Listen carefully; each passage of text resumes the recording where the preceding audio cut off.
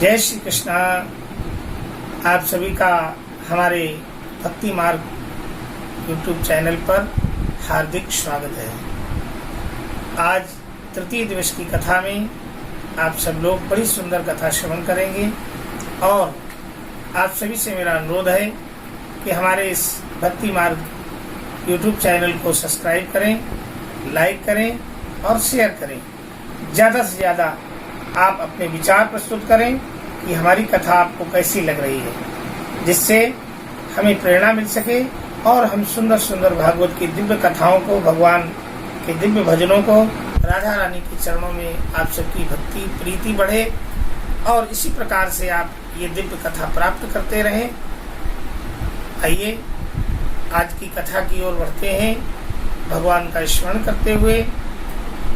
ओम सच्चिदानंद रूपाय विश्वोत्पत्त्यादि Hathaway तापत्रे विनाशाय श्री कृष्णाय वयं नमः। यं प्रव्रजन्तमनुपेतमुपेत कृत्यं द्वैपायनो विरहकातरया जुहावो पुत्रेति तन्मयतया स्तर्वोऽभिनेदु सतं सर्वभूतहृदयं मुनिमानतोऽस्मि। कृष्णाय वासुदेवाय हरये परमात्मने प्रणतक्लेशनाशाय गोविंदाय नमो नमः। श्री गोविंद भगवान की जय। भगवान सच्चिदानंद के चरणों में प्रणत निवेदित करते हुए आनंद कन्नड़ श्याम सुंदर के चरणों में बारंबार प्रणत निवेदित करते हुए श्रीमद् भागवत की कथा प्रारंभ करते हैं। कहते हैं भगवान की कथा हमारे हृदय को पवित्र करती है और हमारा हृदय जब पवित्र हो जाता है तो हमारे हृदय में प्रभु का वास हो जाता है। प्रसंग की ओर चलते हैं। आप लोगों ने गोकर्ण की कथा श्रवण की और गोकर्ण ने जैसा कि बताया, सूर्य भगवान से प्रार्थना करके पूछा अपने भाई के लिए हमें क्या करना चाहिए। तो सूर्य भगवान ने गोकर्ण को श्रीमद् भागवत कथा के लिए प्रेरित किया कि आप अपने भ्राता के लिए राधे। भगवान सूर्य प्रातः काल जब उदय हुए, गोकर्ण जी ने भगवान सूर्य को प्रणाम किया, सूर्य को अर्घ दे करके और भगवान सूर्य से कहने लगे कि हे प्रभु, हमारे भाई की मुक्ति के लिए कोई मार्ग बताएं। सूर्य भगवान ने आज गोकर्ण को श्रीमद् भागवत की कथा का मार्ग बताया। देखिए, अगर किसी की अकाल मृत्यु हो जाए तो उसको अपने घर पर श्रीमद् भागवत की कथा कराना चाहिए। ये इसका प्रमाण है। कोई प्रेत योनि में चला जाए, किसी की अधोगति हो जाए या किन्हीं कारणों से मुक्ति नहीं हो पाए तो श्रीमद् भागवत की कथा कराने से उसकी मुक्ति निश्चित हो जाती है। इस श्रीमद् भागवत में गोकर्ण उपाख्यान में स्पष्ट रूप से आया है। गोकर्ण ने जब सूर्य भगवान से प्रणाम करके, स्तुति करके और विचार किया कि हम श्रीमद् भागवत की कथा सुनाएंगे, दूसरे दिन उन्होंने ग्रामवासियों के साथ मिलकर के बड़े श्रद्धापूर्वक वहीं गांव में सुंदर श्रीमद् भागवत का मंच बनवाया और बड़ी विधि से समस्त ग्रामवासियों को सूचना दी, आमंत्रित किया सभी को। और तत्पश्चात धुंधकारी को भी बताया कि एक उसके लिए 7 पोर का बांस गड़वा करके आप इस पर बैठ करके इस कथा को श्रवण करेंगे। क्रमशः कथा प्रारंभ हुई। पहले दिन की कथा में उस बांस की एक पोर फट गई, दूसरे दिन में दूसरी पोर, तीसरे दिन में तीसरी चौथे दिन में चौथी, और 5वें दिन में 5वीं, छठे दिन में छठी, और 7वें दिन में 7 पोर फट गई। और श्रीमद् भागवत कथा का जिस दिन विश्राम दिवस था, उसी दिन उस बांस के अंदर से एक सुंदर पुरुष निकला और श्रीमद् भागवत को प्रणाम करते हुए वैकुंठ को चला गया। संक्षिप्त में बहुत कुछ बताना चाहता हूँ कि भगवान की कथा किसी भी रूप में अगर हमारे कानों में पड़ती है, किसी भी तरह से भगवत चरित्र हम श्रवण करते हैं और हमारा भाव प्रभु के चरणों में बढ़ता है, तो समझ लेना आपका कल्याण ही होगा। और श्रीमद् भागवत की कथा तो बड़ी अद्भुत कथा है। इस कथा में तो बहुत कथाएं हैं, लेकिन ये भागवत के फलश्रुति में तृतीय दिवस में आप लोग श्रवण कर रहे हैं।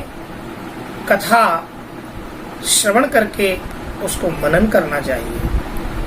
अगर थोड़ी भी कथा हम श्रवण करके उसका मनन कर लें तो हमारा जीवन परिवर्तित हो जाता है। और भगवान जिनके हृदय में रहते हैं उनके विषय में तुलसीदास जी ने कुछ पंक्तियां लिखी हैं, तो मैं बोल रहा हूँ कि जिनके श्रवण समुद्र समाना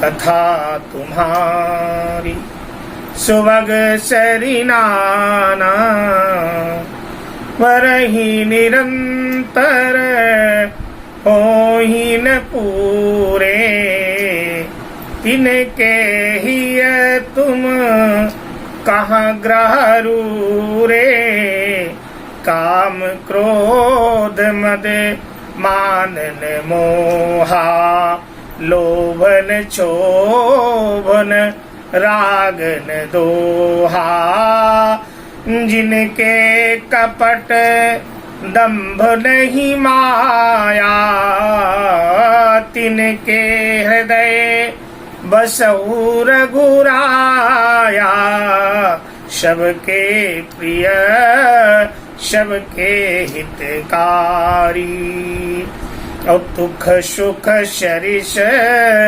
प्रशंसा गारी कहीं सत्य प्रिय वचन विचारी जगत जागत सोवत शरण तुम्हारी तुम ही छाड़ी गति दूसरी नाही राम बसहु तिनके मन माही जननी सम देखहि पर नारी धन पराव विष ते विष भारी और जे हर्षई पर संपत्ति देखी दुखित होई पर विपत्ति विषेखी जिनहि राम तुम प्रेम प्यारे